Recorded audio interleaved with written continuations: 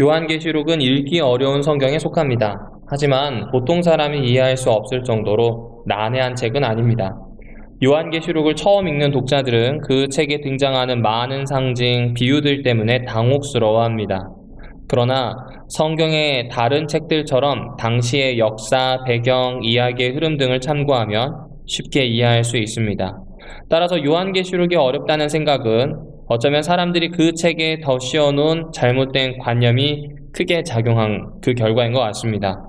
무엇보다도 오랜 시간에 걸쳐 요한계시록에 부여된 지나친 신비감이 큰 문제가 아닌가 하는 생각을 합니다. 하지만 이러한 태도는 성경에 대해 바로 알아가는데 장애가 될 뿐입니다. 성경은 하나님의 계시입니다. 계시란 하나님의 뜻을 사람이 이해할 수 있도록 열어 보여주는 것입니다. 요한계시록 역시 소수의 사람들을 위해 숨겨놓은 책이거나 신비한 사실을 알려서 소수만 이해하도록 만든 책이 아닙니다. 많은 사람을 위해 열어 보여주는 책이 바로 요한계시록입니다. 따라서 특별한 사람들이나 특별한 방법을 통해야만 요한계시록을 이해할 수 있다라고 하는 말은 틀린 말입니다. 성경이 다른 책을 이해할 만큼의 신앙과 지성을 가지고 있다면 요한계시록 역시 이해할 수 있습니다. 지나친 신비감과 더불어 요한계시록에 대한 그릇된 해석들이 독자들로 하여금 요한계시록을 어렵게 느끼도록 만듭니다. 사실 요한계시록은 이야기입니다. 따라서 요한계시록을 바로 이해하기 위해서는 먼저 이 책의 이야기를 알아야 합니다. 그리고 그 후에 그 이야기가 무엇을 의미하는지 물어야 합니다. 이야기를 파악하는 것, 그리고 이야기의 뜻을 묻는 것은 사실 한 과정처럼 느껴질 때가 많습니다. 성경의 다른 책들을 읽을 때 대개 이 두 과정이 함께 이루어지기 때문입니다. 하지만 요한계시록은 그렇지 않습니다. 요한계시록은 무슨 이야기가 담겨 있는지 알아내는 것부터가 힘들기 때문에 그렇습니다. 그래서 여러분이 요한계시록을 읽을 때 특별히 제대로 읽어내기 위해서는 책에 담긴 내용을 잘 파악할 필요가 있습니다. 그래서 오늘 같이 말씀 묵상 활동을 할 때 부모님과 함께 누가 언제 어디서 무엇을 어떻게 왜 어떤 사건이 있었는지를 하나하나씩 살펴보는 것이 중요합니다. 그리고 새하늘과 새 땅, 이 새하늘과 새 땅이 지금과 비슷하고 혹은 지금과 다른 점이 무엇인지, 그리고 하나님께서 하신 말씀이 무엇인지 말 그대로 내용에 집중하면서 읽는 것이 중요합니다.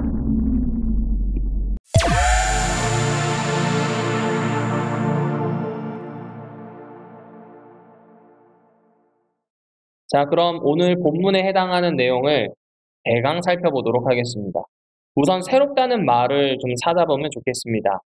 요한계시록 21장 1절부터 새하늘과 새 땅, 그리고 후에는 새 예루살렘에 대한 이야기가 나옵니다. 여기에서 이야기하는 새롭다는 것이 과연 무슨 뜻일까요? 많은 사람들은 이 말을 물리적인 새로움에 빗댑니다. 마치 어떤 물건을 사용하다가 낡으면 폐기해버리고 새 물건을 사는 것처럼 하나님께서 낡은 지구를 파괴하시고 새로운 삶의 터전을 창조하신다라고 생각합니다. 그런데 여러분이 잘 알고 있는 것처럼 이 손에 만져지는 물리적인 새로움은 시간에 따라 그 가치가 바뀝니다. 어제 것보다는 오늘의 것이 더 새롭고 오늘의 것보다는 내일의 것이 더 새롭습니다. 하루하루가 지나면서 오늘은 어제가 되고 다시 옛 것이 됩니다. 어쩌면 그래서 전도자는 해 아래 새 것이 없다고 했는지 모르겠습니다. 하지만 새하늘과 새 땅의 새로움은 이런 새로움과는 좀 거리가 있겠죠. 뿐만 아니라 하나님의 창조 세계는 낡아지지 않습니다. 겨울이 지나면 다시 새싹이 돋고 꽃이 피며 열매를 맺는 것이 하나님이 지으신 창조 세계의 모습이니까요. 지진으로 무너진 곳, 불타버린 숲의 폐허 속에서도 다시 생명이 돋아나고 울창한 숲으로 만들어지게 됩니다. 사람이 만든 것은 시간이 지나면 소멸하지만 하나님의 창조의 세계는 시간이 지나도 생명을 머금고 있습니다. 따라서 새하늘과 새 땅을 우리가 알고 있는 방식으로 이해하려고 하면 어렵습니다. 하나님이 창조 세계를 파괴하신다는 것은 더욱 말이 되지 않습니다. 앞에서 확인한 것처럼 요한계시록의 이야기는 창조 세계의 파괴가 아닙니다. 하나님께서 새 하늘과 새 땅을 만드실 것이기 때문에 그렇습니다. 이것을 좀 더 쉽게 풀어보면 사탄의 세력에 대한 심판을 하나님께서는 약속하셨고 종말에 그 일을 이루어내실 겁니다.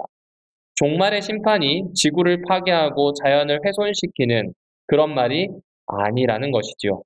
지금의 자연 환경이 종말 심판에서 파괴되지 않고 어떤 의미에서는 보존된다는 의미가 바로 새하늘과 새 땅에 있는 겁니다. 요한계시록 21장 1절을 보시면 됩니다. 그 21장 1절에 이렇게 되어 있습니다. 그리고 내가 새 하늘과 새 땅을 보았습니다. 왜냐하면 처음 하늘과 처음 땅이 없어졌기 때문입니다. 새 하늘과 새 땅이 새로운 이유는 처음 하늘과 처음 땅이 없어졌기 때문입니다.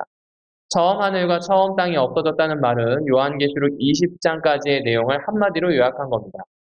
요한계시록 20장까지 진행되고 완성된 심판의 결과로 처음 하늘과 처음 땅은 없고 이제 새로운 하늘과 새로운 땅이 세워졌다는 뜻입니다. 요한계시록 21장 4절은 그것을 다시 서술하여서 처음 것들은 지나갔다라고 말합니다. 그리고 5절에서 하나님은 그것을 이어받아 보라 내가 만물을 새롭게 하노라 라고 선언하시죠. 그러니까 새하늘과 새 땅, 이 새로움의 핵심은 하나님의 완전한 통치라고 보셔야 하는 겁니다. 이전 땅과 이전 하늘에는 하나님의 완전한 통치가 없었는가? 그렇지 않다는 것이죠.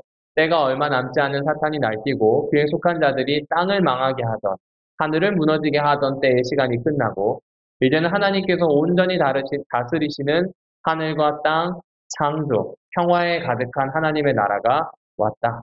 이것이 바로 새 하늘과 새 땅에 대한 이야기입니다.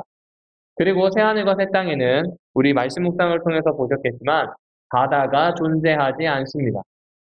어쩌면 이 바다에 있는 물고기를 좋아하는 독자들은 이 사실에 실망할지도 모르겠습니다. 하지만 이것을 무조건 문자적으로 읽어서는 안 되겠죠? 고대 근동 세계에서는 바다는 악의 상징이었습니다. 계시록 11장 7절에서도 보면 짐승이 무적행으로부터 올라온다는 예고에 이어서 13장에서는 그 짐승이 바다에서 올라오는 모습을 서술합니다. 바다와 무적행이 서로 연결되어 있음을 볼 수 있습니다. 새하늘과 새 땅에 바다가 없다는 말은 이제 더 이상 악이 존재하지 않는다라는 겁니다. 요한계시록은 새하늘과 새 땅을 다시 새 예루살렘으로 표현합니다. 새 예루살렘은 구원받은 성도들을 가리키는 일종의 비유적 표현입니다. 또한 새 예루살렘이 하늘에서 내려오는 모습은 신부가 남편을 위해 단장한 것과 같은 아름다운 모습으로 21장 2절에 묘사됩니다. 따라서 새 예루살렘의 본질은 하나님께서 사람들과 함께 거하시는 것입니다. 이 말이 의미하는 바가 무엇인지에 대해서는 새 예루살렘에 대한 설명인 21장 9절부터 22장 9절까지를 자세히 살펴보면 됩니다.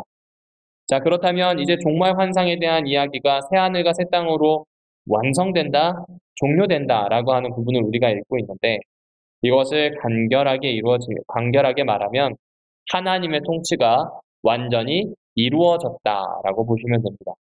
이 외에 세세한 사항들은 성경을 읽으면서 전체 내용에 맞춰 보시면 좋겠습니다. 오늘도 가족들과 함께 신선한 성경 이야기를 접하게 되기를 바랍니다. 감사합니다.